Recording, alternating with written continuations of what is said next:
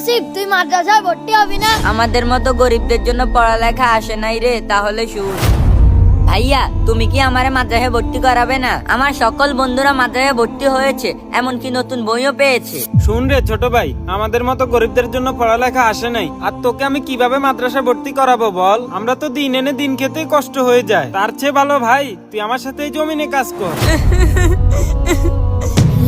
বন্ধু রে, আমাদের মনে আল্লাহ গরিব বানায় পরীক্ষা করতেছে রে। বন্ধু, মন খারাপ করিস না, আল্লাহর কাছে চা, দেখবি এক ব্যবস্থা হয়ে গেছে। হে আল্লাহ, তুমি আমাকে মাদ্রাসায় পড়ার তৌফিক দান করো। ওই বন্ধু, চল আমরা বাড়ি চলে যাই। চল। বন্ধু দাঁড়া, আমার পায়ে কি না জানি বাজছে। হ্যাঁ, তাহলে দেখ।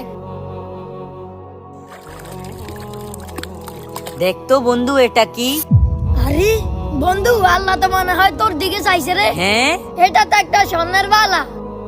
এই দেখ, এটা কি চকচক করতেছে। হ্যাঁ, তাহলে তো আমাদের আর কোনো অভাব থাকবে না। তুই ঠিক বলছস, তাহলে তো তুই মাদ্রাসায় ভর্তি হতে পারবি। কাল থেকে আমরা দুজন একসাথে মাদ্রাসায় যাব।